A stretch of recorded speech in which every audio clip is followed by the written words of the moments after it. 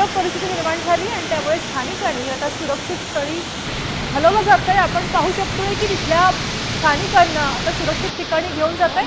आपण काही वेळापूर्वी पाहिलं होतं की बदलापूरमध्ये चौपाटी जी आहे ती संपूर्णपणे पाण्याखाली गेली होती आणि त्यानंतर आपले प्रतिनिधी मयुरेश कडव आपल्यासोबत फोन लाईनवरून जोडले गेले आहेत। मयुरेश, आपण पाहिलं होतं मगाशी की चौपाटी पाण्याखाली गेली होती, आता त्यांना हलवलं जात आहे स्थानिकांना, काय नेमकी आत्ताची परिस्थिती आहे? बदलापूरमध्ये कधी नव्हे तो इतका पाऊस जो आहे तो 4 तासामध्ये 160 मिलीमीटर म्हणजे सर्वाधिक पावसाची नोंद झालेली आहे।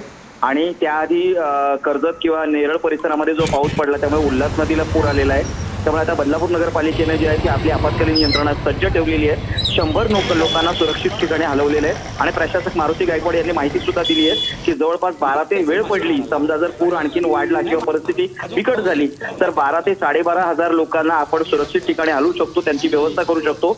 संपूर्ण यंत्रणा सज्ज करण्यात आलेली आहे। एक क्रेन अडकलेली होती, ती क्रेन सुद्धा जी आहे ती माफ करा एक 4 व्हीलर जी आहे ती भुयारी जे आपलं रेल्वेचं भुयारी आहे त्या ठिकाणी भुयारी मार्गात अडकलेली होती, ती सुद्धा काढण्यात आलेली बाहेर। एकंदरीतच 26 जुलैचा जो पुराचा अनुभव लक्षात घेता बदलापुरात गंभीर परिस्थिती निर्माण होऊ नये यासाठी नगरपालिका प्रशासन पूर्णपणे सज्ज झालेलं आहे आणि त्या दृष्टिकोनातून आत्ताच उपाययोजना आखल्या जात आहेत। आत्ताची जी अपडेट आहे, आत्ता जरा पावसाने एक उसंत घेतलेली आहे, त्यामुळे आता उल्हास नदीचं पाणी जे आहे आता ओसरताना पाहायला मिळत आहे।